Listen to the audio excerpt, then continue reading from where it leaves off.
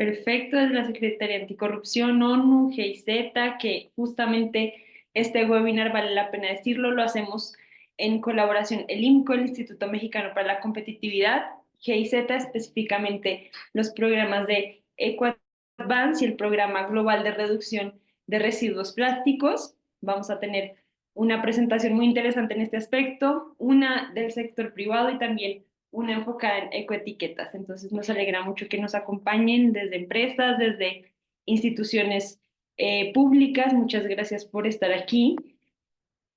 Y finalmente queremos saber si asistieron al webinar pasado sobre compras públicas sostenibles. Tuvimos un primer evento introductorio en el que nos acompañaron también ponentes muy importantes del OCO Institute de Alemania, también del gobierno de Nuevo León.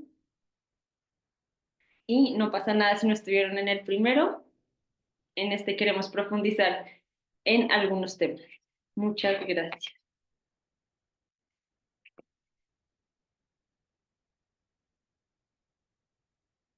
Perfecto.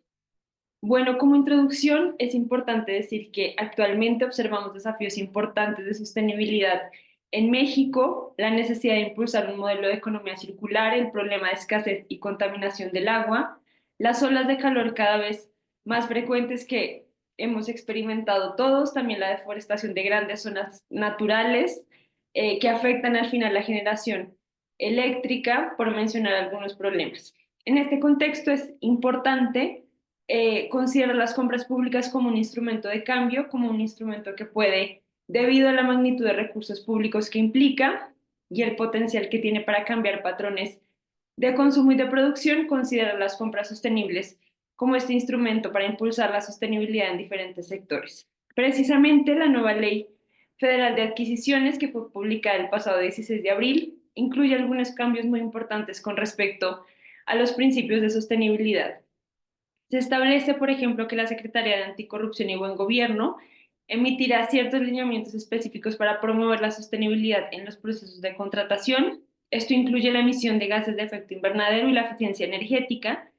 También se consideran disposiciones específicas para las adquisiciones de materiales de oficina, específicamente el papel, que deberá contener un mínimo de fibras de material reciclado, y también los bienes provenientes de madera que deberán estar certificados para garantizar que provienen de aprovechamientos forestales manejados de manera sustentable. Eh, Asimismo, en el caso de licitaciones, cuando se utilice la evaluación de puntos, que es común en estos procedimientos, se otorgarán puntos adicionales a las empresas que tengan ciertas certificaciones de sustentabilidad. Es lo que se establece en la ley. Estas disposiciones estaban presentes, están presentes en algunos marcos normativos estatales, en las entidades federativas. Sin embargo, a nivel federal aún no estaba especificado y estos cambios normativos abren la puerta a que tengamos mayores avances en este sentido, a que las instituciones puedan cambiar sus patrones, sus disposiciones de consumo y a que las empresas se puedan adaptar también a responder a estos requerimientos por parte de las instituciones contratantes. Entonces, estamos, por un lado, ante el desafío de cumplir lo dispuesto en la Agenda 2030, entre muchos retos medioambientales que hoy nuestras ponentes nos compartirán un poco de eso y también ante una ventana de oportunidad, podríamos decirlo, por las nuevas disposiciones normativas. En este sentido, vamos a tener unas presentaciones muy interesantes. Agradecemos mucho la presencia de Paulina, de Claudia, de Leticia, que son expertas en sus temas y a quienes agradecemos mucho la presencia en este webinar y la generosidad de compartir con nosotros sus conocimientos. Eh, y vamos a empezar justamente con Leticia. Leticia Montero es economista con 15 años de experiencia en desarrollo sostenible, trabaja en información al consumidor y ecoetiquetado y es oficial de programa en el Programa de Naciones Unidas para el Medio Ambiente y nos va a hablar de ecoetiquetas. Justo les mencionaba que se establece ahora en México que las empresas con ciertas certificaciones podrán tener algunas ventajas, podríamos decirlo, en este contexto de contratación de licitaciones. Y Leticia nos va a hablar de qué son las ecoetiquetas, por qué son útiles en las compras públicas sostenibles y cómo nos pueden ayudar a alcanzar objetivos de sostenibilidad que son muchos hoy en día. Leticia, muchas gracias por tu presencia en este webinar. Te doy la palabra para tu intervención.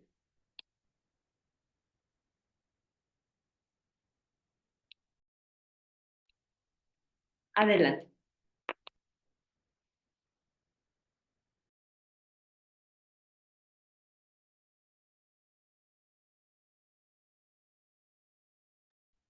Creo que tu micrófono está cerrado. Perdón, sí, tenía problemas con... Ya te ¿Pueden escuchamos. ver mi pantalla? Sí, sí la Sí. podemos. Ok. Entonces, pues muchas gracias por la introducción. Es un placer para mí estar con ustedes hoy. Mi presentación, como bien se ha mencionado, va a ser sobre el papel de las ecoetiquetas en las compras públicas sostenibles. Y si ustedes se llevan un solo mensaje de esta presentación, es que las ecoetiquetas y los esquemas de certificación son una herramienta muy útil para concretizar e implementar las compras públicas sostenibles. Y eso es lo que vamos a ver. Entonces, la primera pregunta es, ¿qué son las ecoetiquetas y por qué son importantes? Aquí son un par de imágenes para que ustedes em, visualicen qué es lo que llamamos ecoetiquetas, sellos ambientales. Entonces, intenté ver eso es investigación de Google. Aparentemente el sello orgánico de México es este. No sé si es el más conocido, no sé si hay otro, pero era para darles una, una imagen. Em, Estos son ecoetiquetados también. Esto es el Nordic Swan. Son este tipo de sellos que ustedes pueden ver cuando compran sus productos. Hay varios tipos de ecoetiquetas, de sellos ambientales, y eso es muy importante que ustedes tengan claridad. Aquí hay 4 que están representados siguiendo las normas ISO. Hay 2 que nos interesan para las compras públicas sostenibles y voy a enfatizar en esto. Es tipo 1, etiqueta ecológica, y esquema de certificación que mira a un solo atributo. Estos sellos, tipo 1 y esquema de certificación, son muy similares. La única diferencia es que el esquema de certificación mira a tan solo un aspecto. Y por ejemplo, estábamos viendo el sello Orgánico México, es eso. Tan solo se está enfocando ese sello al hecho de que el producto se ha producido bajo ciertos criterios que sean orgánicos. La primera columna, etiquetas ecológicas, miran a varios aspectos ambientales. Puede ser que si se trata de comida al aspecto de orgánico, pero también, o sea, el impacto sobre la biodiversidad, emisiones de CO2. Tienen una mirada más amplia y mira a los mayores impactos ambientales. Lo que es muy importante con esos 2 esquemas y que por eso son relevantes para compradores públicos es que son certificados por tercero. No es la empresa que dice yo cumplo con estos criterios, sino otra entidad, una tercera parte. Entonces hacen que esos sellos sean muy creíbles y que los compradores públicos puedan confiar en ellos. Y voy a pasar al slide siguiente. Entonces, nuevamente son los sellos que yo les mostraba. Bueno, Orgánico México hemos visto que era un esquema de certificación porque tan solo mira a una parte. FSC, que seguramente, FSC Fair Trade, que seguramente muchos de ustedes conocen, es similar, son esquemas de certificación. Estos son esquemas internacionales, no están desarrollados por México, por el gobierno o por una entidad mexicana, pero hay productos mexicanos que están certificados como Fairtrade y FSC. Blue Angel es un ecoetiquetado tipo 1 alemán. Y aquí les puse al final, eso es una autodeclaración de Cemex diciendo que su cemento es bajo en carbono. Y Entonces, igual hay información interesante, pero ahí la gran diferencia es que es la empresa Cemex que dice mi cemento es bajo en carbono y no digo que sea mentira, lo único que estoy diciendo es que no hay prueba de que así sea. Entonces, para compradores públicos no hay no es tan fácilmente verificable. ¿Por qué los sellos son muy relevantes para compradores públicos? Por tres razones que ustedes pueden ver ahí en la pantalla y esto eh, justifican y explican por qué los alentamos a utilizar sellos ambientales a la hora de implementar sus compras públicas sostenibles. Uno, los sellos ambientales permiten elaborar los criterios y verificar si los productos los cumplen. Concretamente, eh, hablemos de cemento. Los compradores públicos no son especialistas en cemento, en computadoras, en todos los productos que un gobierno tiene que comprar, que son varios, va de papel, de computadoras, textil, muchas cosas. Uno no les puede pedir que sean expertos en definir en los criterios de sostenibilidad de estos productos. Entonces, los compradores públicos lo que pueden hacer es mirar a sellos que ya existen. Entonces, por ejemplo, en el caso de las computadoras existe el sello TCO Certified y PITS es otro. Es mirar a estos sellos y utilizar los criterios ya desarrollados por ellos. Eso es un punto. Y el otro, el de la verificación, es que si ven que hay una computadora que ya tiene el sello EPIT o el sello TCO Certified, el comprador no tiene que volver a analizar si efectivamente el producto lo cumple, puede confiar en el sello. Entonces, básicamente se descarga de una parte muy pesada de su trabajo, que es uno, elaborar los criterios y dos, verificar si los sellos efectivamente cumplen, perdón, si los productos cumplen con estos criterios. Ese es el punto. El punto dos que pueden ver usted en la pantalla es que los sellos ambientales ayudan a ver si cuántos productos sostenibles existen en el mercado. Nuevamente, hablando de computadoras, uno puede decir, ok, yo quiero una computadora súper sostenible, pero ¿cómo sé si mi mercado nacional está eh, ready, está dispuesto a proveer esas computadoras? Entonces, lo que uno puede hacer es mirar a esos sellos ya existentes y ver cuántas computadoras, cuántas marcas están registradas bajo esos sellos y eso permite tener una estimación del nivel de de, el nivel del mercado y ver si las empresas efectivamente podrán ofrecer productos sostenibles. Y finalmente, el tercer punto es que como detrás de cada sello hay criterios muy específicos, eso permite medir el impacto y sabemos que es muy importante para los gobiernos. Aquí no voy a entrar en detalles, lo que les quiero mostrar es que tenemos muchas buenas prácticas que explican el uso de los ecoetiquetados y de las compras públicas y cómo se refuerza mutuamente. Hay diferentes aspectos, uno haciendo énfasis en biodiversidad, algunos en el sector textil, de la construcción también. Les vamos a compartir esa presentación y ahí podrán ver en los links los detalles de estas publicaciones. Yo quiero hacer énfasis en dos de estas publicaciones y por favor los organizadores me interrumpan si estoy hablando mucho.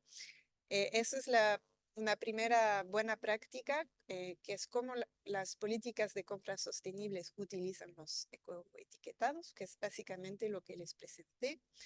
Lo que quería hacer énfasis ahora es que hay dos formas de hacerlo. Uno es una forma mucho más institucional, con una política que respalda atrás el uso de ecoetiquetado. Obviamente es lo ideal porque se fomenta, se hace de una práctica más común. Y la otra forma de hacerlo es tener un enfoque ad hoc, o sea, concretamente va a depender de la persona encargada de hacer la compra, pero también es una oportunidad. Y aquí hay procuradores, hay gente responsable de compras públicas sostenibles, y lo que quiero enfatizar es que aunque a nivel institucional la legislación no esté totalmente desarrollada, es posible también utilizar los sellos y alinear los criterios eh, de las licitaciones a los criterios establecidos ya en los sellos. Es algo que ustedes pueden hacer. No voy a entrar en detalle aquí. Lo único que también quiero enfatizar es que genial, hablemos de compras públicas sostenibles, hablemos de sellos, del papel de los actores en eso, pero es muy importante involucrar al sector privado e informarles antes de hacer esas licitaciones con nivel de ambición a nivel ambiental y, bueno, de forma general de sostenibilidad. Es importante informar al sector privado para clarificar que las reglas van a cambiar y que ellos tienen que adaptarse. Eso es clave para tener éxito en ese proceso. La otra buena práctica que quería comentarles es una agrupación de certificaciones sostenible bajo un esquema de reconocimiento. Concretamente, ¿esto qué significa? Significa que algunos gobiernos, algunos que, por ejemplo, no tenían una ecoetiqueta nacional, y es el caso de México, tienen varios sellos, pero no tienen una ecoetiqueta tipo 1 nacional. Algunos gobiernos, y en ese ejemplo estamos viendo el caso de Malasia y otro de México, perdón, de Estados Unidos, lo que han hecho es reconocer varios sellos ambientales, varias ecoetiquetas y varios esquemas de certificación. Aquí vemos ecoetiqueta, declaraciones ambientales de productos y esquemas de certificación. Y esto tiene muchas ventajas. Para el que está encargado de la compra, le da como un prefiltro de productos sostenibles, ¿no? Sabe que si el producto está certificado bajo FSC, Fairtrade, una lista de sellos, esto significa que son productos sostenibles. Para el comprador le da mayor confianza en el sentido que dice, si su gobierno o el ente encargado de compras públicas reconoce que los FSC, por ejemplo, es un sello válido, no tiene que hacerse al nivel, la persona ya más técnica que va a hacer la compra, no tiene que hacerse muchas preguntas sobre qué confiar, qué no confiar, utilizar tal sello o no tal sello, tan solo se tiene que referir a esta lista de sellos que ya fue preaprobada. Sí, y voy a pasar para no tomar mucho tiempo porque hay una agenda compleja. Este es el caso de Estados Unidos, la EPA, la entidad responsable de aspecto de Environmental Protection Agency, la agencia responsable de aspectos ambientales, que de forma regular, no creo que sea cada año, pero cada ciertos años hace un llamado a todos los sellos ambientales y dicen, ok, nosotros queremos ver cuáles son los sellos de calidad, tienen una serie de criterios, todos los sellos pueden aplicar, el EPA mira si esos sellos cumplen con los criterios establecidos y acaba diciendo que yo reconozco a todos estos sellos. Como pueden ver ahí, han reconocido 40 ecoetiquetas, sellos, esquemas de certificación, y esto en total cubre 30 categorías de productos y servicios. Entonces, es algo que muy fácilmente se podría implementar y entiendo, y ahí voy a dejar a mis colegas mexicanos aquí que confirmen esa información, pero entiendo que la Ciudad de México hizo eso avalando algunos sellos. Y bueno, ahí me paro. Muchísimas gracias por su atención. Muchas gracias, Leticia, por tu presentación sobre ecoetiquetas. Sin duda son un instrumento fundamental para la promoción de la sostenibilidad en las compras porque permiten dar a conocer esta información fiable, técnica y concreta de los bienes y servicios en todo su ciclo de vida, lo cual es importante para el reto que tenemos en adelante de implementar estos criterios de sostenibilidad justo. La Ciudad de México y Nuevo León tienen un acuerdo de gobierno coeficiente o acuerdo verde en el cual en los anexos hay algunas certificaciones que están asociadas a ciertos productos, como justamente los de papel, los productos provenientes de madera y otros, y esas etiquetas se establecen como el instrumento para comprobar ciertas características de los productos. Entonces, tenemos algunos avances y ahora es muy importante conocer la perspectiva del sector privado, porque no es posible construir de sostenibilidad sin considerar a las empresas, sus preocupaciones y sus esfuerzos por promover ciclos de producción más sostenibles, por promover muy buenas prácticas.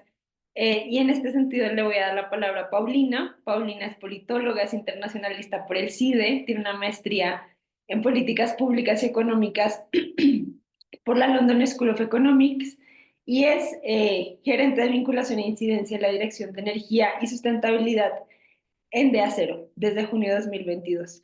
Paulina nos va a hablar de un tema muy importante y es cómo De Acero ha impulsado la infraestructura con materiales bajos en emisiones, que en este contexto que hablamos es importante porque estamos ante la oportunidad de visibilizar las emisiones de CO2 para las compras públicas y pensar en obra pública e infraestructura construida con esta visión y con este lente. Paulina, es un gusto para nosotros tenerte hoy en este webinar, conocer la experiencia y los esfuerzos de Acero, que seguramente nos vas a explicar cuáles han sido los beneficios para la empresa, que es un punto muy importante. Esto no solo se trata de beneficios sociales de la construcción de valor colectivo para la protección del medio ambiente, sino también es importante saber que las empresas pueden tener grandes beneficios de implementar estos esfuerzos. Adelante, Paulina, muchas gracias por estar aquí. Eh, Adelante, bienvenida. Hola, muchas gracias a todos. Es un gusto para nosotros poder estar aquí, ser parte de esta conversación y compartirles algunas de las reflexiones que hemos hecho pensando en la sustentabilidad en las compras públicas. No sé si ahí me ven. Sí, está tu ¿Ven mi cámara. pantalla? ¿Ya se ve la presentación? Súper. Tu presentación, Para creo la presentación no. Ok, un segundo, vamos de nuevo.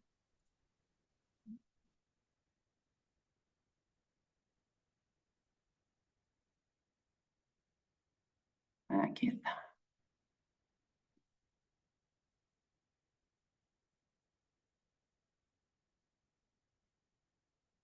¿Mejor? ¿Ahora sí? está cargando ya, ya la podemos ver. Buenísima noticia. Ok. Entonces, bueno, en la reflexión sobre sustentabilidad en las compras públicas y por qué alguien que se dedica a la industria del acero puede venir a hacer esta reflexión con ustedes y qué nos estamos imaginando. En primer lugar, vimos con mucha emoción y con muy buenos ojos el artículo 4 de la Ley de Adquisiciones. Seguramente ustedes todos ya lo conocen, pero bueno, básicamente dice que la Secretaría emitirá las políticas, bases y lineamientos, ¿no? Para llevar a cabo los procedimientos de contratación y entre ellos, pues para orientar de las mejores condiciones para el Estado y los aspectos de sustentabilidad ambiental, incluyendo la evaluación de las tecnologías que permitan la reducción de la emisión de gases de efecto invernadero. ¿Y por qué es fundamental esto para nosotros como sector? Primero, pues porque nos lleva a la pregunta de cómo podemos entender la sustentabilidad ambiental en el contexto de la infraestructura y las obras públicas. Y esta pregunta es esencial, tanto en temas del acero como del hierro. ¿Y por qué? Seguramente ustedes saben que el acero y el cemento en conjunto representan 15% de las emisiones de CO2 del mundo. Entonces, ¿qué pasa? Pues el acero es un material infinitamente reciclable, utilizado en cada aspecto de nuestras vidas, que no tiene reemplazo, que es parte esencial de la infraestructura y que se sigue produciendo en el mundo pues a una tasa muy alta. Entonces, la producción global de acero crudo en 2023 fue casi de 1.900 millones de toneladas. Esto se ha duplicado desde el año 2000 y podría crecer hasta 11% en 2030. Y la mayor parte del acero se utiliza en edificación e infraestructura. Entonces, de alguna manera, cualquier futuro y un futuro más sostenible que nos imaginemos, pues tiene que pasar por tener materiales cada vez más sostenibles. Y aquí viene la segunda pregunta que queríamos plantear en este espacio. Es una pregunta obvia, pero no tan frecuente. ¿Cómo se produce el acero que estamos utilizando para todo el desarrollo de infraestructura y de obras públicas? ¿Y por qué es importante? Les cuento, no hace falta entrar a muchísimo detalle, pero sí quiero dejar sobre la mesa que el impacto del acero está asociado a su ruta de producción. Entonces, si bien en la vida cotidiana, en la práctica y en el desarrollo, digamos, de obras, tanto públicas como privadas, el acero compite por precio, ¿no? Y uno ve una varilla de alguien y otra varilla de alguien más y básicamente las obras se dedican a elegir a partir de cuál es la más barata. Y fundamentalmente cuestan pues lo mismo. Atrás de cada varilla que ustedes utilizan o que ustedes ven en las obras y en la infraestructura, hay una gran diferencia en términos del impacto ambiental. Porque la ruta tradicional de producción del acero es la de alto horno básico de oxígeno, y esa en promedio mundial emite 2 toneladas de CO2 por cada tonelada de acero laminado. Y la diferencia, la nueva modalidad, digamos, un poco más reciente, que es el horno de arco eléctrico con DRI, con reducción de hidrógeno, emite 1 tonelada de CO2. Y la manera más sustentable de producir, que es a partir de chatarra fundida en horno de arco eléctrico, emite en promedio la mitad de esa de DRI. Es decir, la diferencia entre producir de la manera más sustentable y producir de la manera tradicional, pues es alrededor de entre 4 y 5 veces las emisiones de CO2. Entonces uno ve una varilla y pues no te das cuenta que atrás de eso está 5 veces más contaminación que en otra, ¿no? Y este asunto, pues es un asunto que nos parece muy importante, primero de aclarar y de poner sobre la mesa en la conversación pública, pero también de repensar, porque esto que pasa para el acero, pues pasa para todos los materiales de construcción y pasa desde luego para todos los productos y servicios que se compran, ¿no? Pensamos pues que necesitamos visibilizar los productos que están basados en la economía circular. Nosotros reciclamos alrededor de 3.8 a 4 millones de toneladas cada año de acero reciclado, ¿no? De acero en desuso que se acopia en todo el país. Y eso significa pues que el 97% de nuestra materia prima es de origen reciclado. O sea, casi todo está producido a partir de chatarra. Y hay un 3% que viene de arrabio y de una serie de cosas. Esto implica pues más de 20 centros de reciclaje funcionando a lo largo del país y esto nos convierte, hasta donde tenemos información, en el reciclador, en la empresa recicladora más grande del país. Bueno, ¿cuál es la dimensión de eso? Pues nosotros emitimos 0.36 toneladas de CO2 por cada tonelada de acero laminado. Estamos por debajo del promedio que les dije de 0.5 para chatarra fundida en horno de arco eléctrico y muy por debajo de la ruta tradicional. En México, el promedio de emisiones es 1. Entonces, pues el acero reciclado como base de nuestra operación, llevamos 70 años más de experiencia y aquí hay algunos datos de quiénes somos y de qué implican, ¿no? Nuestra cadena completa, pues tenemos más de 7.500 distribuidores y más de 9.000 SKUs. Pero lo importante que les queríamos decir es que pues descubrimos que comprarnos a nosotros, más allá del comercial, o sea, en la reflexión ambiental sostenible, implica por cada tonelada vendida 640 kilos menos de CO2 en el ambiente respecto a la media nacional. Entonces, nos parece muy importante darle seguimiento a todo este asunto, poner en el centro de la producción y de la reflexión sobre sustentabilidad nuestras emisiones de CO2, y no solo eso, sino darles un seguimiento permanente. Por supuesto, hay muchos otros indicadores, como podrán ver acá, que nos interesan, desde las fuentes renovables, ¿no? Nuestra matriz eléctrica se compone de 19% de fuentes renovables, el asunto de la reutilización de residuos, 99% de nuestros residuos son reutilizados en las plantas de alambre y cada vez más tenemos proveeduría local, más del 80% de la proveeduría local en nuestra cadena de valor, más de 3,000 socios comerciales ya comprometidos con nuestro código de ética y pues desde luego esto viene también acompañado de un esfuerzo social muy importante. Tenemos una fundación de Acero, pues ha invertido el último año 66.3 millones de pesos en más de 33,000 personas, ¿no? Entonces, otro asunto, el agua, sabemos que es uno de los temas, justamente el tema de hoy, de la mañanera. Nosotros utilizamos cada vez más agua tratada y vamos en 42% del agua tratada en todas nuestras operaciones. ¿Por qué? Porque vamos haciendo más eficiente el uso, pero además queremos que ese uso venga de agua industrial en lugar de agua de los ecosistemas, por supuesto.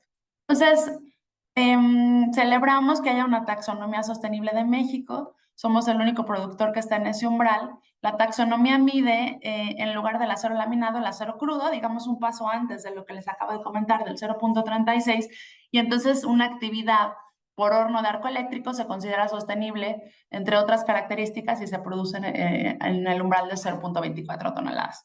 Entonces, nosotros pues estamos en ese rango y por supuesto queremos transitar, estamos en ese rango en algunas plantas y en algunos productos y estamos transitando a que cada vez más esa sea nuestra meta y pues les queríamos, o sea, poniendo sobre la mesa el asunto, ya tenemos las emisiones más bajas del sector, pero nos parece que eso no es suficiente.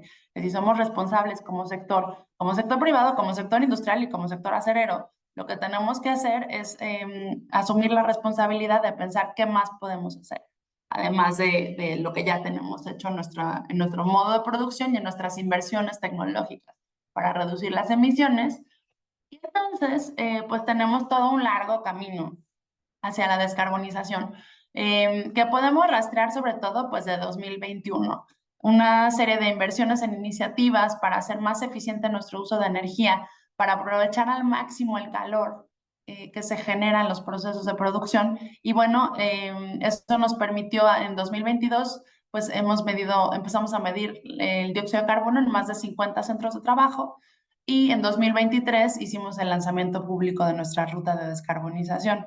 La apuesta, pues además, es cada vez más seguir avanzando en eso y poder lograr nuestra meta de descarbonización, que les voy a mostrar ahora, es al 2030 reducir 56% la intensidad de emisiones de CO2. Es decir, por cada tonelada de acero laminado en caliente, que la tonelada de CO2 que estamos emitiendo se reduzca de manera importante. Entonces, estamos en esta ruta, ahí en la gráfica pueden ver pues cuál sería la tendencia natural sin haber hecho mucho, si hubiéramos seguido por donde estábamos y cuál es la meta que traemos de descarbonización. Entonces, ¿qué pasa y por qué todo este asunto se vuelve relevante? Pues no solo para nosotros como empresa o como industria acerera, sino como reflexión sobre la conversación pública. Este modelo de descarbonización además no es solo de nosotros como empresa, sino tiene pues de la mano toda una serie de otros proveedores y clientes involucrados, ¿no? Además pues de nuestros esfuerzos en impacto ambiental y en energía renovable, pues sí nos parece que el tema de materiales tendría que estar sobre la mesa. Y hemos eficientado también procesos, estamos empezando a trabajar con toda la cadena de suministro y todo esto pues tiene sentido a partir de la transparencia. ¿Y por qué la transparencia de nuestro modelo de descarbonización es la transparencia que celebramos también a nivel de la conversación pública? Pues porque sentimos que lo que necesita cualquier país para tomar mejores decisiones, sobre todo de compras públicas y de compras sostenibles, pues es más información y mejor información. Les cuento también con mucho gusto que somos los primeros en México con acero neutro en carbono. Hemos lanzado recientemente nuestra marca que se llama Neutrum. Y Neutrum lo que tiene es que ofrece al mercado no solo bajas emisiones, sino además que esas bajas emisiones de la producción se puedan compensar de manera transparente, verificable y se ofrezca pues a través de créditos de carbono que alcancemos o que empecemos las obras con neutralidad. Estamos bajo un protocolo pues cada vez más estricto de compra de créditos que sean de buena calidad, transparentes. La mayoría son de soluciones basadas en la naturaleza y con la posibilidad incluso de que algunos clientes dijeran, ¿no? Si quieren algún proyecto en específico, en una locación o en un tipo de ecosistema y demás, pues poderlo personalizar. Este proceso va avanzando y se va automatizando, ¿no? Implica, se imaginarán, pues para 9000 SKUs, todo un trabajo importante de automatización, pero nos da mucho gusto saber que en algunas partes del mercado de Norteamérica, sobre todo, pues empieza a haber un interés por ¿no? Por obtener acero neutro en carbono. Y estamos también tratando de formar parte de esfuerzos como Sustentabilidad para México, SUME, donde descubrimos que hay todo un grupo muy activo de empresas y organizaciones que están pensando en qué significa la edificación sustentable, qué implica, ¿no? Y cómo se puede medir. Un poco regresando a lo que decía Leticia sobre las ecoetiquetas, pero también pensando en todos los estándares y todos los hitos de certificación que existen, que son muchos para el tema de la construcción. Entonces, somos la primera acerera que está formando parte de esta reflexión colectiva y nuestro interés y nuestro apetito es abrir la conversación y pensar en todo lo que traen los materiales embebidos. Entonces, ¿qué pensamos y por qué este tema es un tema de política pública, en nuestra opinión? Pues que las emisiones de CO2 deberían ser información estratégica para las decisiones de financiamiento y de compras públicas. Sabiendo que el sector público puede implementar políticas, bases y lineamientos que visibilicen los materiales bajos en emisiones, pues entonces marcamos un mundo y un mercado que se convierte completamente diferente, donde las emisiones y los esfuerzos por reducir las emisiones importan también como un tema comercial, no como un tema de principio de una cosa que nosotros como empresa pensamos que es importante, sino como un tema de reflexión de lo público y hacia dónde tienen que ir pues nuestras obras públicas, nuestras construcciones, nuestras ciudades del futuro y del presente. Entonces, regreso a decir que necesitamos más y mejor información sobre emisiones para decidirlo todo. Y que nuestra sugerencia de mejor práctica sería visibilizar las emisiones de los materiales en los proyectos de infraestructura y eventualmente tratar de fomentar los productos bajos en emisiones. Ahora, este asunto, que es un ejemplo específico a partir del acero y del sector privado y industrial, pues en realidad es un asunto que podría aplicar a todos los sectores.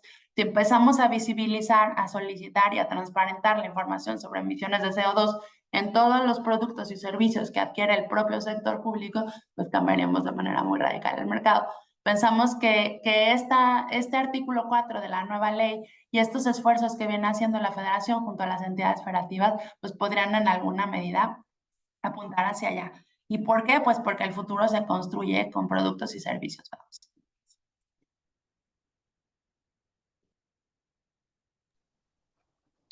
Muchas gracias, Paulina, por contarnos la experiencia de Acero y por esta reflexión en torno a la importancia de que las compras públicas sostenibles establezcan criterios específicos a los que las empresas puedan responder. Al final, esto se trata de estos incentivos, de establecer un esquema de disposiciones muy claras que permita que las empresas puedan hacer cambios paulatinos, cambios en la medida de lo posible, para que cada vez se transite a la sostenibilidad y con los retos ambientales que tenemos, de los cuales Claudia, nuestra próxima ponente, nos va a hablar también, pues estamos ante una oportunidad, yo creo, muy importante en este sentido, y sí es un esfuerzo que tiene que ser conjunto entre el sector público y el sector privado. Les recordamos que si tienen preguntas para Paulina, Leticia o Claudia, las pueden poner en el chat o en la parte de preguntas y respuestas. Las responderemos al final de esta sesión. Y en sentido de la agenda, le voy a dar la palabra a Claudia Patricia Hernández Barrios. Claudia es maestra en Ingeniería Ambiental por la División de Estudios de Posgrado de la Facultad de Ingeniería de la UNAM. Tiene muchos años de experiencia, más de 30 años de experiencia en temas ambientales, incluyendo la gestión de residuos sólidos, el tratamiento de aguas, la educación ambiental urbana, entre otros. Claudia nos va a hablar de la reducción de plásticos, un reto sin duda muy importante hoy en día, y la gestión de residuos en este contexto de compras públicas sostenibles. Muchas gracias, Clau, por estar aquí, por compartirnos tu experiencia y todo tu conocimiento en este tema tan importante de la gestión de residuos plásticos que sin duda es un desafío para el sector público. Adelante con tu intervención. Gracias. Muchas gracias, Natalia, y es un gusto haber estado aquí escuchando atentamente a tanto a Leticia como a Paulina. Y este tema que vamos a compartir, que tiene el enfoque de los plásticos, los productos plásticos y su gestión de residuos en el marco de las compras públicas sustentables, viene también tomando esta tendencia a nivel nacional y a nivel internacional de por qué o qué tiene que ver esto que nosotros hacemos de manera tan natural, que son las compras en lo individual, las compras en instituciones, de los productos plásticos, ¿por qué se da? Pero sobre todo esa transición de cuando un producto deja de ser útil y se convierte en residuo y se convierte en un problema. ¿Queremos hablar de esto? Muchas gracias al IMCO, muchas gracias a GIZ por la oportunidad de poder compartir este tema. Vamos a tocar 5 puntitos, un poco de historia, la situación internacional, los plásticos en México, qué se está planteando hacer dentro de México y en las compras públicas para darles ese giro sostenible en este. Primero, súper compacto. La historia de los plásticos. Ustedes bien saben que los plásticos se obtienen mediante la extracción y procesamiento de productos con los que se cuenta el planeta y son básicamente ahorita de 2 maneras. Uno, típicos de derivados del petróleo y del gas, pero también de otros como los biobasados, que son ya productos, vamos a decirlo así, más naturales. Puede ser a través, por ejemplo, de derivados del maíz, del derivados de inclusive del propio hueso de aguacate y otros productos. A veces pensamos que si estos plásticos son elaborados con productos naturales, van a tener menores impactos al ambiente. Pero ¿qué creen? Voy a apelar a lo que nos contó Paulina. Si no vemos toda la historia completa del ciclo de vida del producto, no vamos a saber realmente cuáles son los impactos ambientales de estos productos y sus correspondientes residuos en el ambiente. Entonces, desde ahorita les dejo esta pregunta en la mente. ¿Son mejores los plásticos que vienen del petróleo o son mejores los plásticos que vienen de productos naturales o biobasados? Los tipos de plásticos que estamos nosotros ahorita encontrando de manera más común son los que están clasificados con este triangulito que todos conocemos. El 1 es el polietileno-tereftalato típico de las botellas de agua.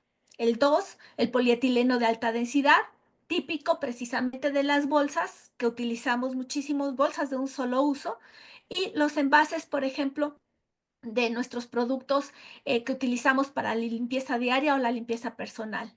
El 3, el cloruro de polietileno, más utilizado o más el enfoque que tenemos de ellos son a través de los tubos de PVC, más comúnmente conocidos.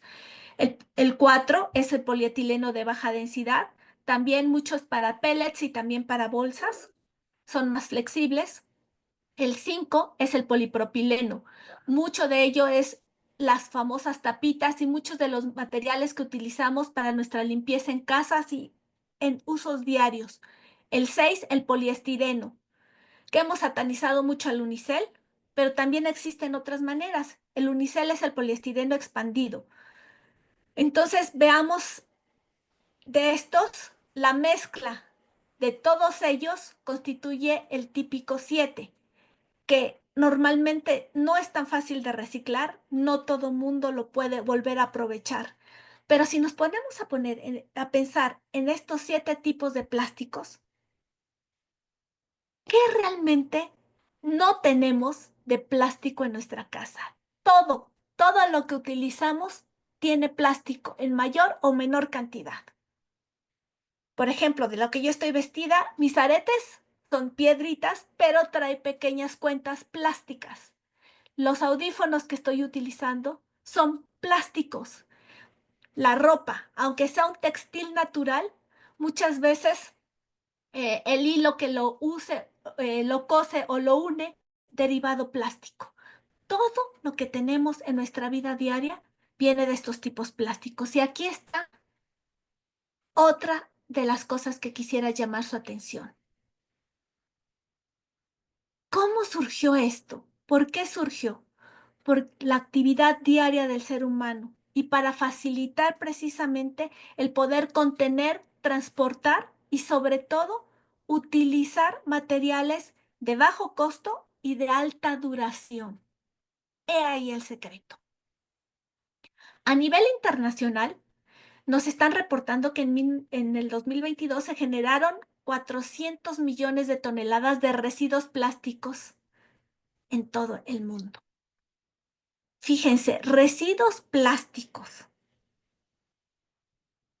Estos representan el 12% del flujo de todos los residuos sólidos que se generan en un país. Es muchísimo. Y se espera que el consumo de plástico y de los residuos se tripliquen para el año 2060, mientras que se espera que las fugas de plástico al medio ambiente se dupliquen. Todo aquello que compramos y que nos sirve en un momento, mientras tenga uso como este bolígrafo que tengo en mi mano, mientras me sea útil lo voy a tener. Al momento que me dejó de ser útil, lo voy a desechar y pasa a ser un residuo. Entonces, para alguien más va a tener valor, para mí no, pero sí para alguien más. Este dejar de tener valor para mí y que lo integre yo o lo libere yo al ambiente o se lo entregue a mi proveedor de servicios de limpia municipales implica demasiadas cosas. Si tengo un servicio bien gestionado de residuos sólidos, no se va a fugar, pero por desgracia, en la mayor parte de los países, incluyendo México, nuestros sistemas de gestión de residuos no son los mejores y tienen sí muchas fugas de plástico al medio ambiente. Se ha visto que 2/3 partes de estos productos plásticos se van a acabar siendo residuos, ya sea en forma de contenedores y empaques o en forma de residuos que procedían de bienes no duraderos con vida útil inferior a los 3 años o como bienes duraderos, bienes que duran más de 3 años. ¿Por qué esta clasificación? Porque a veces decimos, no, es que el plástico va a durar para siempre, mientras yo lo conserve, no se va a liberar al medio ambiente, en algún momento se va a liberar y en algún momento va a ser un problema de contaminación que va a afectar de las siguientes maneras. No sé si han oído hablar en los últimos 2 años de que ha habido reuniones internacionales para buscar un acuerdo vinculante relacionado con el dejar de producir plásticos o hacer algo al respecto de esto. ¿Por qué? Porque están viendo que se llega cada vez más fácil a flujos de residuos en el ambiente marino. Pero muchos de los gobiernos que están continente adentro o tierras adentro dicen, ese es problema de las zonas costeras, que ellos lo arreglen. Pero ¿saben qué? Todo lo que generamos, consumimos en el interior del país y que se libera al ambiente, acaba siempre en las zonas costeras. Eso lo vimos en uno de los estudios, en los proyectos de la GIZ que trabaja en la zona costera de Oaxaca. Todo lo que se generaba en la parte continental acababa tarde o temprano en la parte del mar. Para datos internacionales nos dicen que las fugas constituyen más de 165 millones de toneladas de plástico. ¿Se acuerdan de esas 400 que se generaban como productos? 165 acaban en el mar. Y las fugas no solo impactan en las costas, también nos impactan en las ciudades por la obstrucción de alcantarillas y los sistemas de drenaje. ¿Quiénes son los plásticos causantes de todo esto? Principalmente el poliestireno de alta densidad, el de baja densidad, el PET y el polipropileno y el poliestireno. Materiales que son ligeros, que es fácil que sean dispersados en el viento, sobre todo cuando son liberados a propósito o por una mala gestión de residuos en nuestros sistemas municipales. Los impactos en de los residuos plásticos en el ambiente son de 3 categorías. Uno sobre la salud humana, otro sobre el medio ambiente precisamente y sobre todo el ambiente marino o el ambiente que tiene que ver con ecosistemas acuáticos, pero también tenemos efectos muy grandes de manera económica. Nos cuesta a todos pagar billones de dólares por daños en el océano, en gases de efecto invernadero y en contaminantes a la tierra. Todo esto va relacionado. ¿Y saben de dónde surge? De nuestros hábitos de consumo y de nuestras decisiones sobre esas cosas que compramos, de los productos que utilizamos. El enfoque para México. Fíjense que se hizo en el 2023 un inventario nacional de fuentes de contaminación plástica. Y los resultados se resumen súper bien en este grafiquito. Todos nosotros como mexicanos consumimos 66 kilogramos de plásticos al año. ¿Es mucho o poco? Imagínense en más de 3.500 botellitas de 600 mililitros de agua o de refresco. Eso es lo que ustedes estarían aportando a esta parte de los plásticos en el país. De estos 66 kilos, 45, de 43 a 59 kilos por año se convierten en residuos, ¿sí? Que se escapan por alguna manera y que no van necesariamente a dar al reciclaje, sino quedan o enterrados en los sitios de disposición final o pueden ser fugados del 38 al 58%. ¿Por qué? Por una gestión de residuos deficiente, por un deficiente tratamiento de las aguas residuales, porque también ahí van los microplásticos, ojo con esto, deficiente manejo de estos microplásticos a nivel industrial, por un turismo mal gestionado o por pesca y acuacultura que requiere fortalecimiento de estas prácticas. De esos 66 kilos, pónganle ustedes la mitad, se fuga. Ese es el problema, el tamaño del problema en México, que equivale a un montón de cosas, que equivale a vamos a ponerle la mitad de este promedio de 2.1 a 4.5, 3 millones de toneladas de plástico al año fugadas al medio ambiente.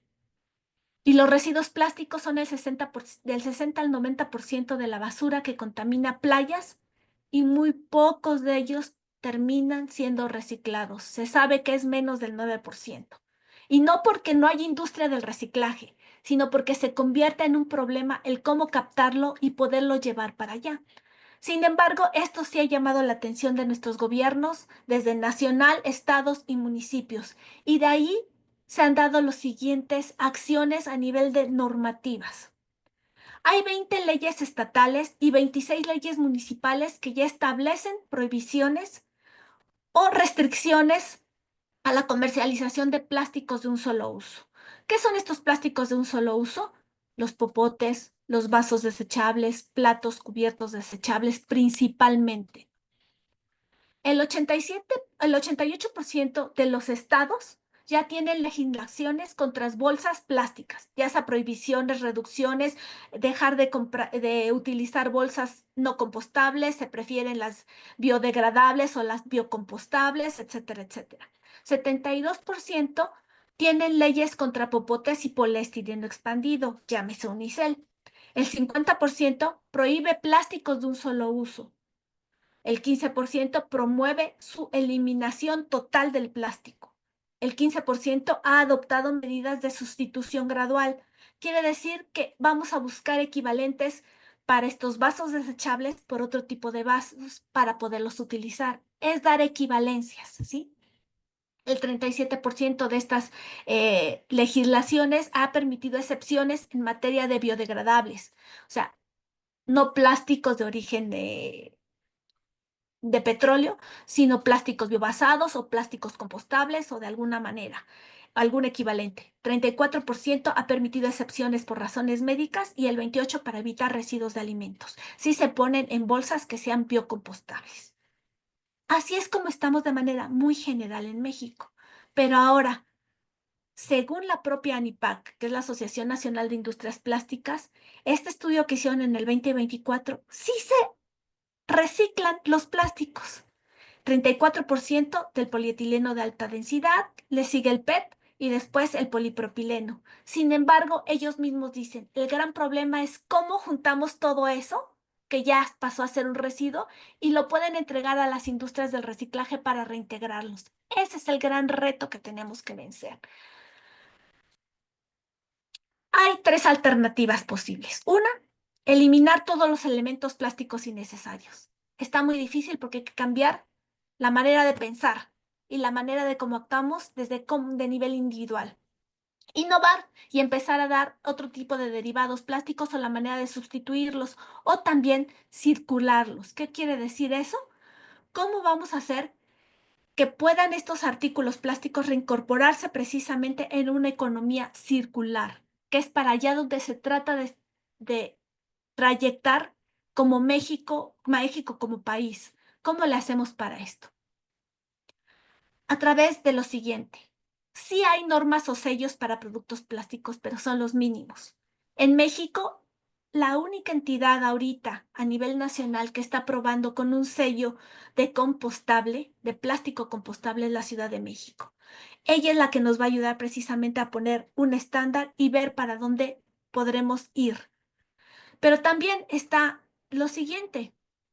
Nos permite ver cómo podemos empezar a clasificar estos residuos plásticos en 2 grandes categorías para saber qué alternativas tenemos para poder trabajar con ellos. Uno sería los plásticos problemáticos. Los plásticos problemáticos nos dicen de plano que es un producto que no es reutilizable, no permite que sea reciclable ni compostable. Contiene o requiere para su fabricación sustancias químicas o sustancias peligrosas. De plano, hay que evitar poder adquirirlo, pero para esto necesitamos información. Dificulta o altera las características de reciclabilidad o compostabilidad de otros con los que se revuelve. No todos los plásticos son iguales. Tendríamos que ser muy selectivos en cómo poder obtener esta información y clasificarlos. Y tienen una alta probabilidad de fuga a la naturaleza. Ese es un plástico problemático. Mientras que un plástico evitable es que puede evitarse su uso o reemplazarse por otros. Un típico caso que me encanta comentarlo es, por ejemplo, cuando vamos a comprar los esquites en la calle, esos productos que hacen a partir del elote con chilito, limón y mayonesa y que los súper nos gusta consumirlos, pero normalmente nos los dan en vasos de unicel. Este unicel es un plástico que puede ser evitable. Ya empieza la práctica de que nos los den en las hojitas del propio maíz, en el totoboscle, y que esto pueda ser inclusive más útil, más pintoresco, pero también más sustentable. Hay manera de hacer recambio con este tipo de productos que le llamamos plásticos evitables, que totalmente pueden dejar de usarse, como en el caso de los popotes, o que pueden tener buenas opciones en el mercado. Pero ahora, ¿qué podemos hacer como parte de las compras públicas?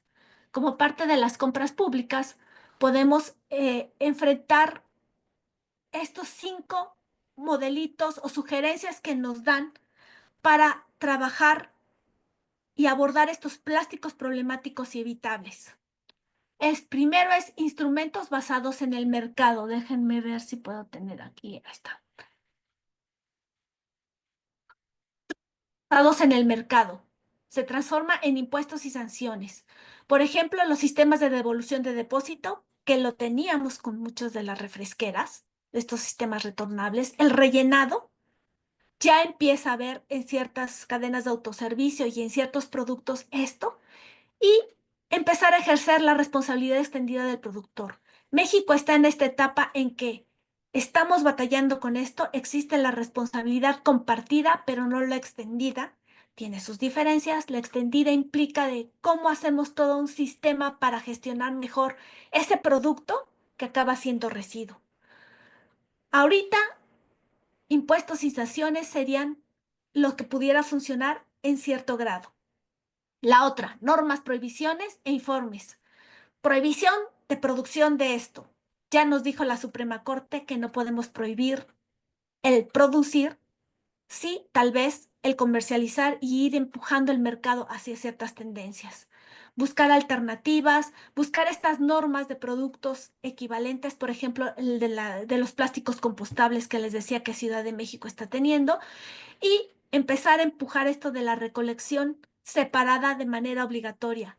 Ojo, muchos estados lo tienen, pero pocos lo empujan por ahí. Y también como autoridades ambientales y como autoridades encargadas de las compras públicas de un gobierno, podemos empujar nuestro mercado hacia allá. El otro punto es información y etiquetado obligatorio. Esto está en desarrollo apenas. El etiquetado de compostable, las campañas internas de sensibilización y las campañas de proveedores o foros de difusión de información. Fíjense que información es poder, sí, pero tenemos poca información en México. Necesitamos generarla y darla a conocer aún más. Hay muchos plastiqueros que tienen buena información, la propia ANIPAC, la propia Cámara también de Plásticos Compostables. Necesitamos que nos ayuden a difundir más este tipo de información, hacerla más social para que también la autoridad pueda tomar mejores decisiones. Está el otro de etiquetados y acuerdos voluntarios. Obviamente, dar el fomento a productos con mayor tasa de material reciclado. Y también financiación e investigación del desarrollo para lograr tener investigaciones del mercado regional. Esto es todo un reto todavía. Sobre todo está más desarrollado este mercado con innovaciones en el centro del país. Sabemos que hay otras cosas en el norte, pero necesitamos todavía difundirlo entre las propias cámaras y entre los propios sectores industriales.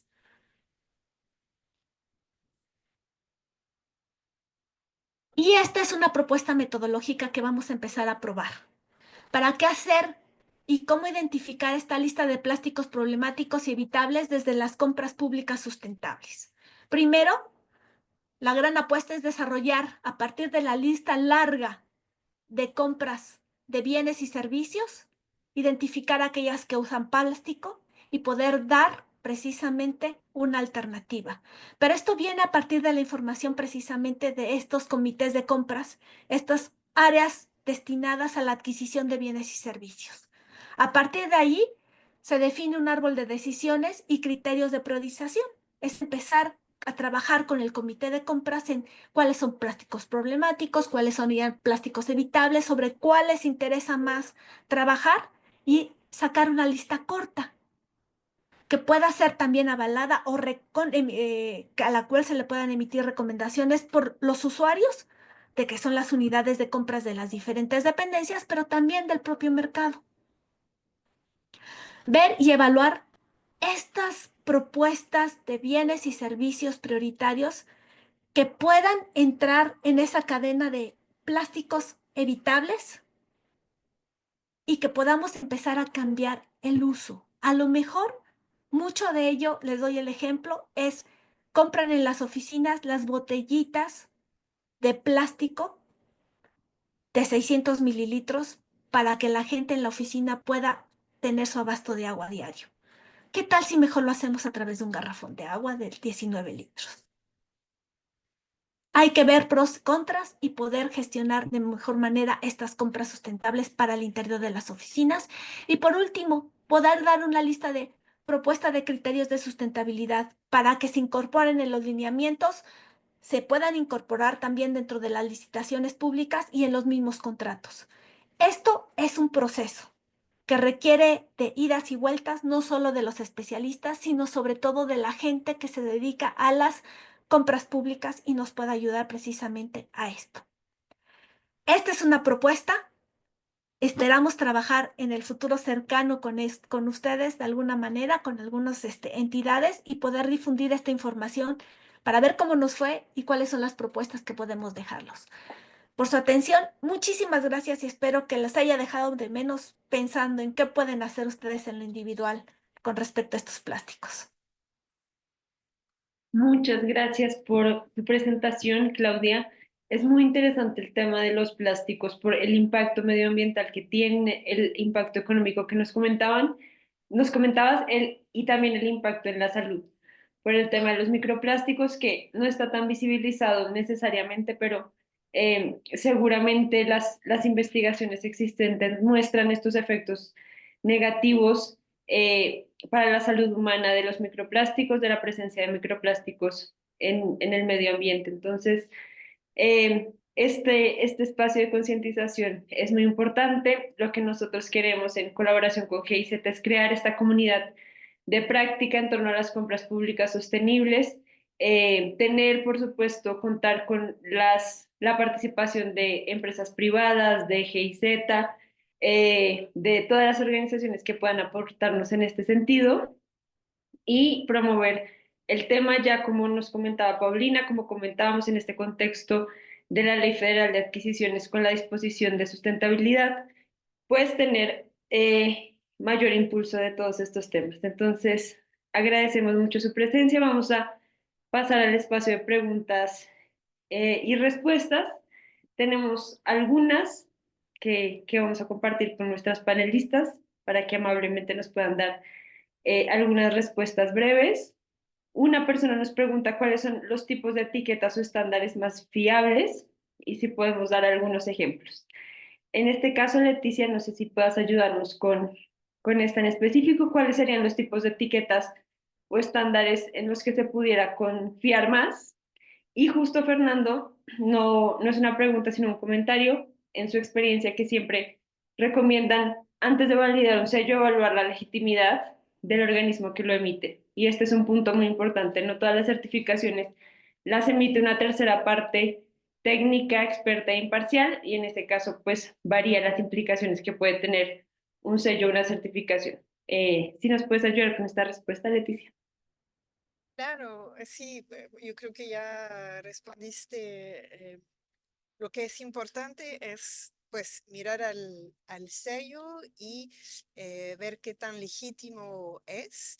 El hecho de que sea eh, validado por terceros es muy importante. El hecho de que los criterios del sello sean públicos, que no sea algo eh, que de hecho, eso es parte de la definición de ISO, ¿no? Para ecoetiquetados de tipo 1.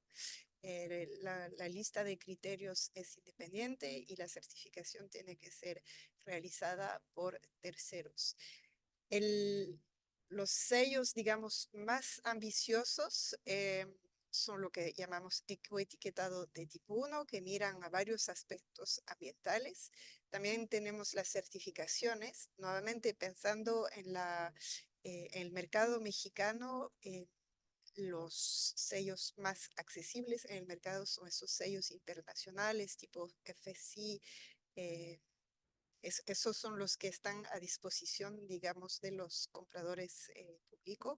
Hay otros sellos de los que no hablé mucho en detalle, pero EPDs, Environmental Product Declaration, declaración de productos ambientales. Esto se puede aplicar mucho a productos tipo acero, cemento, pero esa noción de que sean certificados por tercero es bastante importante y de que todo el mundo, cualquier parte, pueda acceder al detalle de los criterios que se solicitan y cómo la empresa tiene que comprobar que cumple con estos criterios. Entonces, ese tema de transparencia es muy relevante. Muchas gracias, Leticia. Y en este mismo sentido, Santiago Carriles, de la División de Monitoreo del INS, que le agradecemos mucho por conectarse, nos habla del proceso que están haciendo para saber cuándo las unidades compradoras compraron a una empresa ecológica, que es justo el reto que implica esta disposición de la sustentabilidad en la ley. En este sentido, y en el contexto específico de México, la pregunta es si se tendrán que considerar sellos ecológicos para distintos productos o existen algunos más generales que abarcan diferentes mercados. Y ahí no sé si tú, Clau, tengas alguna perspectiva de la existencia de los sellos. Sabemos en la experiencia de la Ciudad de México y de Nuevo León que ellos establecen ciertos sellos por tipo de producto. Establecen algunos para el cartón, para el papel, para los electrodomésticos, por ejemplo, un sello que es de ahorro de energía, eh, pero también justo pueden existir sellos más globales, ¿no? O sellos más generales, por así decirlo. Eh, otra pregunta es si las listas de empresas certificadas suelen ser públicas. No sé si ahí, Paulina, tú tengas algún contexto de cuáles son las listas a las que pueden tener acceso las instituciones públicas sobre la certificación de las empresas. Entonces les doy la palabra en el orden que deseen, Paulina y Claudia, sobre estas preguntas de los sellos en México. Y que comienzo. Realmente son pocos los gobiernos que desde las compras públicas están haciendo uso de referencias para ecoetiquetado o sellos de calidad o procesos certificados. Aquí el gran reto a vencer es, no todas las empresas los usan.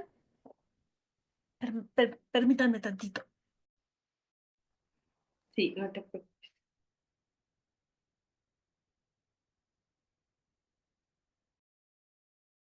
Perdón. No todas las empresas los usan y cuando hacemos los procesos, sobre todo de licitaciones grandes, necesita ser este criterio sí considerado a gran nivel y que todo mundo tenga acceso a ello para que sean las mismas reglas de competencia para todos nuestros posibles proveedores. Ese es otro de los retos que tenemos.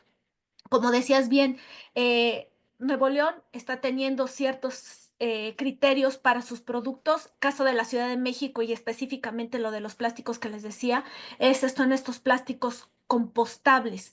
El sellito que les enseñé, lo tienen que tener las bolsas que se dicen compostables, diferentes de las biodegradables, porque un producto biodegradable no puede ser precisamente compostable por diferentes características. Entonces, vamos a lo mismo, apenas se está diseñando la información, se espera poder tener una buena recopilación y empezar a ver en el mercado cómo podemos influir, sobre todo con datos duros de medición, de cuánto CO2 se está evitando, de qué procesos sí favorecen, de qué tan caro resulta ser todo este costo-beneficio de pedir o solicitar un producto de ese tipo, pero nos va a llevar tiempo y vamos a ir empujando poco a poco el mercado. Vuelvo a insistir, muchos de los plastiqueros en especial, hay una asociación de plásticos compostables en México que nos puede ayudar precisamente a ir generando esa información, esa investigación,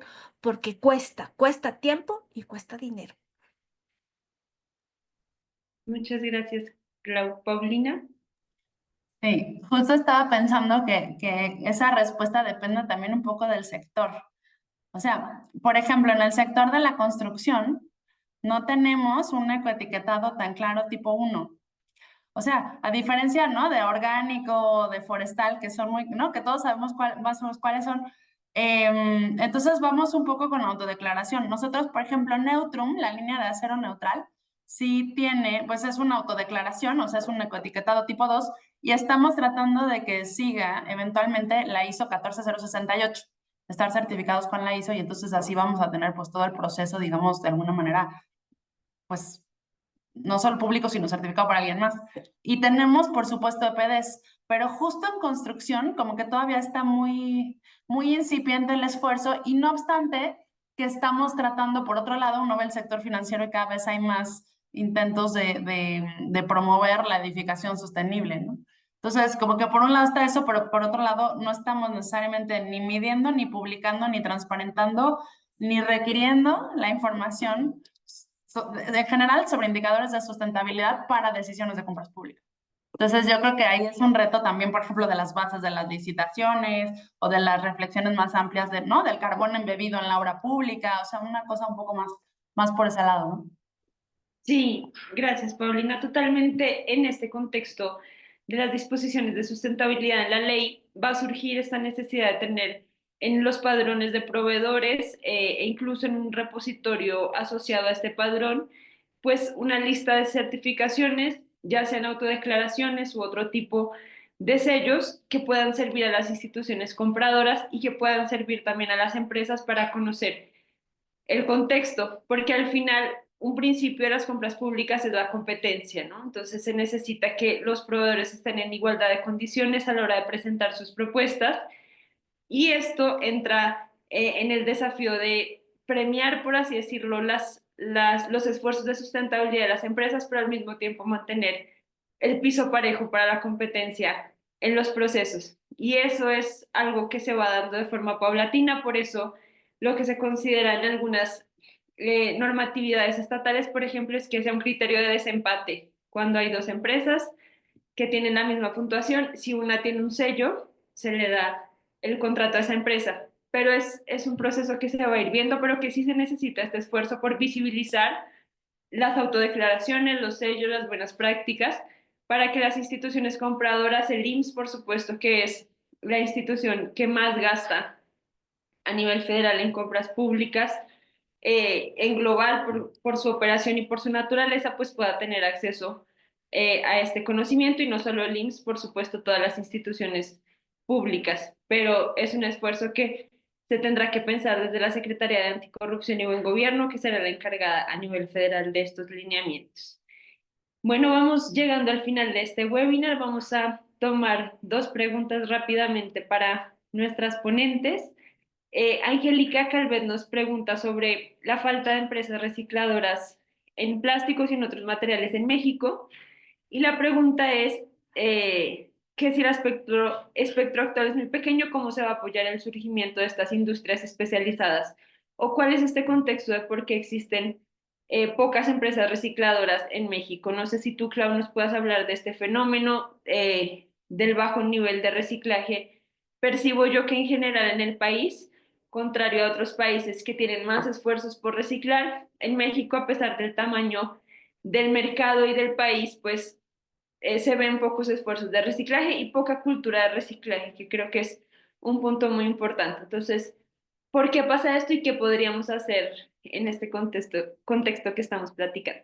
Como les decía, esa grafiquita que les marqué, la ANIPAC, que es la Asociación Nacional de Plastiqueros, hizo su estudio para ver qué tanto se reciclaba en el caso de plásticos. Si existe, si se recicla, sobre todo de lo que proviene de la propia industria y de ejercicios de acopio o recuperación de materiales, de productos que pasan a ser residuos, que pueden llevárselos de manera formal, organizada, limpia y que pueda ser rentable para la industria del reciclaje, estos materiales. El gran reto, como se los estuve remarcando muchas veces, es nuestros sistemas de limpia o nuestros sistemas de acopio no son los más óptimos. Hay muchas fugas por todos lados. Somos el típico país pepenador, pero no necesariamente tenemos materiales en buena calidad. No todo lo que se recupera es susceptible de ser reciclado, porque viene contaminado con otro tipo de materiales, por ejemplo, los orgánicos o con algún otro tipo de productos. Si no sabemos separar desde la fuente, más que separar, no mezclar desde la fuente el tipo de productos que pasan a ser residuos, la industria del reciclaje tiene poco futuro, realmente. Está instalada, pero no le llegan las cantidades adecuadas, ni por las vías adecuadas. Tenemos mucha informalidad en esto también. Entonces, ese es un gran riesgo que ahorita el gobierno nacional está tratando de poner una perspectiva, una alternativa. Dentro del Plan México se puso el gran reto de poner 10 centros o parques industriales que van a servir como centros de reciclaje. Pero vuelvo a insistir, el problema no es la industria o la infraestructura. El problema es cómo desde nuestras casas sale separado el material y en buenas condiciones, lo llevamos a un acopio más grande, a otro, y se puede ir precisamente al centro industrial en buenas condiciones. Ese es el gran reto, implica educación desde casa. Exacto. Es el reto del cambio de nuestros patrones de consumo, de comportamiento, que van desde lo individual, lo colectivo en las familias, las organizaciones, las empresas, y que se va haciendo este ciclo que esperamos que sea virtuoso, pero vemos pues muchos desafíos en este sentido. Y para finalizar, hay una pregunta muy importante que son los beneficios tanto para las instituciones públicas como para la industria privada de transitar a esta sustentabilidad en las compras públicas. Justo las instituciones suelen percibir que es costoso pasar de este enfoque del menor precio, que muchas veces guía las compras públicas, a un enfoque sostenible, que implica hacer quizás mayores esfuerzos en recursos, en presupuesto, pero con mayores beneficios a largo plazo. Entonces, una pregunta específica que nos hacen es cuáles son los beneficios para las instituciones públicas de enfocarse en evitar los plásticos de un solo uso, y también para Paulina cómo se puede hacer para que la industria privada transite a estas compras sustentables. Entonces, les doy la palabra para esta intervención final y hacemos una reflexión individual para cerrar el webinar. Muchas gracias. Para el ahorro que podrían tener mucho del plástico de un solo uso es precisamente eso, una inversión que a veces no es tanto en volumen, sino sí en costo por las frecuencias que involucra, eh, poderla cambiar a compras globales, a compras a granel. Caso típico que les decía, el agua, en lugar de ser las botellitas que puedan ser garrafones. Creo que con eso podrías ser mucho más práctico y mucho más tangible el ahorro. También de que muchos de esos consumos de plásticos de un solo uso van para eventos. ¿Qué tanto realmente es el costo-beneficio de poder imprimir 10,000 bolsitas, cachuchas, termos y demás? Si no se dan, ¿qué tanto es el impacto? Creo que hay que hacer un costo-beneficio con respecto a eso y los ahorros pueden ser grandes. Gracias, Clau. Y Paulina, veíamos que hay todo un tema de buenas prácticas, las empresas imitan buenas prácticas en algunos sectores. ¿Cuál crees que es la vía para impulsar que la industria privada transite a las compras sustentables? Esta pregunta nos la hace Héctor Rodríguez Muñoz. Y bueno, desde tu experiencia y tu visión, ¿cuál sería esta vía? Yo creo que hay varios asuntos importantes que pueden contribuir. Uno, desde luego, es que vamos viendo que a los consumidores les importa cada vez más, ¿no? Es un asunto como en la agenda pública. A la gente le importa tratar de comprar lo que menos daña al ambiente. En algunos temas donde no es tan obvio, o sea, como los consumidores no compran el pedazo de, ¿no? Un perfil habilitado de acero o algo así, sí creo que la ciudadanía también tiene ahí mucho que ver. Y por otro lado, hay un tema como de consistencia entre políticas públicas. O sea, si estamos haciendo un esfuerzo tan importante como país para reducir nuestras emisiones a nivel nacional, ¿no? Y presentar nuestra NDC más ambiciosa a finales del año y demás. Y estamos haciendo un esfuerzo como planeta para que nos alcance toda esa suma de NDCs mundiales pues para tratar de mitigar el cambio climático y de que la temperatura no aumente. Si nos importa eso a nivel público y a nivel de política pública y a nivel social y a nivel privado, y somos consistentes, pues también nos tiene que importar en las compras públicas. Y para el sector privado, lo que sí está claro es que en la medida en la que los consumidores, tanto públicos como privados como sociales, les importa más, automáticamente pues hay más puntos, ¿no? Hay más esfuerzos, más incentivos para transitar hacia políticas más sostenibles, ¿no? Y no ya solo trascender, digamos, el discurso de todos somos sostenibles a realmente poder demostrar en la práctica, no, somos verificables, estamos, ¿no?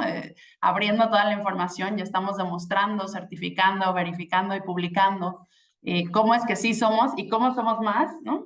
Sostenibles y eso se vuelve un tema de mercado también, de negocio. Pues la sostenibilidad no solo es la causa, sino también es la consecuencia de un negocio que cambia, ¿no? Exacto, sí. Creo que lo diste muy bien y muchas gracias a las tres por sus reflexiones. Nada más, ya para finalizar, Teresa Rojo nos hace una pregunta que creo que Clau nos puede ayudar. Dice que realizaron un estudio de mercado y encuentran un segmento interesante en miel en sobres de 10 gramos para el sector infantil. Usan plásticos reciclables, pero quieren empaques biodegradables y no encuentran en México, que justo se relaciona con esto que dice Paulina, no siempre está en las ofertas de mercado un empaque biodegradable necesariamente. Dice, tienen opciones de empresas que manejen empaques biodegradables que sean útiles para productos con alta viscosidad. Bueno, no necesariamente podemos tener opciones de empresas para decirle a Teresa, pero ¿qué pasa con esta disponibilidad de empaque biodegradable o qué pasa con el mercado que quizás no siempre ofrece las soluciones que requieren otras empresas? Vuelvo a insistir, ya hay dentro de ahora sí que los plastiqueros, sectores que están dedicados o a plásticos biodegradables o plásticos compostables. Hay que acercarse a ellos, te ofrecen asesoría, te ofrecen acompañamiento, están capacitando a sus empresas afiliadas y creo que ellos pueden ser una buena alternativa. La primera es obviamente Anipac. La segunda, no me acuerdo el nombre exacto, pero lo vas a encontrar como plásticos compostables. Si lo buscas así, es una asociación, está a nivel nacional. Han dado cursos y conferencias, creo que acercándose con ellos te pueden dar muy buenas opciones y sobre todo porque al ser miel y es un producto alimenticio o como los productos médicos sí requieren ciertas especificaciones y diseños más ajustados que tienen que ser diseñados ex profeso para eso. Entonces acércate con ellos. Muchas gracias, Clau. Y finalmente, para concluir el webinar, les pediría una reflexión, conclusión de 1 minuto, puede ser, de lo que cada una nos compartió para nuestro público que nos ha acompañado hoy y para cerrar el tema de este evento que fue Instrumentos para impulsar las compras públicas sostenibles o la sostenibilidad en las compras públicas. Si quieres, empezamos contigo, Leticia.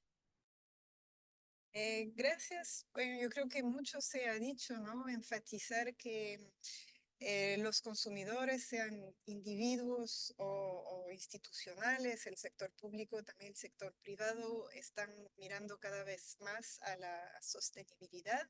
Entonces, el mercado se tiene que adaptar. Vemos que las empresas que comunican sobre los atributos de sostenibilidad de sus productos crecen más, ven la parte de su mercado crecer más que otras empresas con productos similares.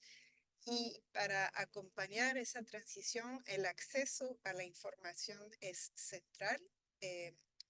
Hablé de los ecoetiquetados, eso es una forma de informar a los consumidores, pero vemos un fuerte cambio también a este nivel. Por ejemplo, ahora la Unión Europea está desarrollando esos pasaportes digitales de producto.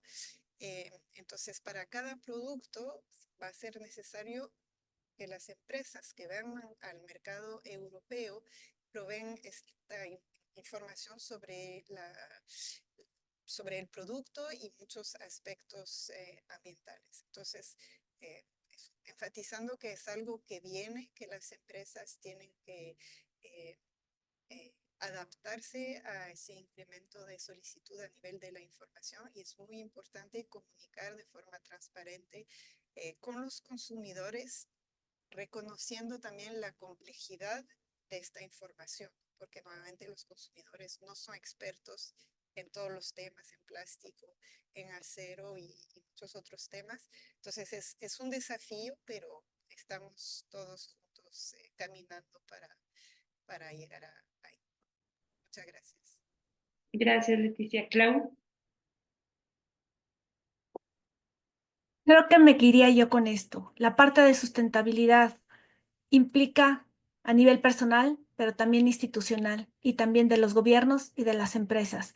Todos tenemos una parte y viene mucho desde cómo consumimos, qué hacemos con lo que compramos, cómo desechamos y qué tan responsables somos en esto. Es una cadena de responsabilidades, pero que comienza con decisiones, con las pequeñas decisiones que hacemos. Entonces, creo que todos podemos tomar alguna alternativa desde el punto de vista personal o institucional al respecto. Y es empujar. Tardará una generación o más de una generación en esto. Muchas gracias, Clau. Y Paulina, para finalizar. Sí, yo creo que justo la evidencia científica apunta que el cambio climático será el reto más significativo y que trascenderá por mucho lo ambiental para convertirse en un reto social, económico, ¿no? Y pues desde luego de gobierno. Entonces, yo creo que tenemos en congruencia con eso que pensar en cómo volvemos ese tema que parecía aislado, la sostenibilidad de algunos de los otros, como la infraestructura o las compras públicas, ¿no? Cómo volvemos esa conversación parte de lo mismo. Y cómo hablamos de emisiones de dióxido de carbono, que es la principal fuente, en todas las decisiones públicas, privadas, sociales, ¿no? Académicas que empezamos a tomar. Entonces, si yo me quedara con un mensaje, sería: hablemos de emisiones y hagamos que esa conversación sobre emisiones sirva para nutrir todas las decisiones que estamos tomando, tanto a nivel individual, ciudadano, comunitario, estatal, ¿no? Federal. Y podamos entonces llegar y construir un mundo que pues no rebasa los 2 grados centígrados de calentamiento. Muchas gracias, Paulina. Gracias a nuestros ponentes por compartir sus conocimientos en este webinar y a todo el público que nos acompañó. Seguiremos desde el INCO fomentando esta conversación en torno a las compras públicas sostenibles junto con GIZ, el proyecto EcoAdvance, que busca impulsar las compras públicas sostenibles en varios países de América Latina, y el Programa Global para la Reducción de Residuos Plásticos. Les enviaremos con mucho gusto la grabación de esta presentación, las presentaciones de nuestras panelistas en cuanto nos lo autoricen, y también un correo de resumen de esto y de las preguntas que nos quedaron pendientes en el chat. Muchas gracias a todos por su acompañamiento y nos vemos en una próxima ocasión. Hasta luego.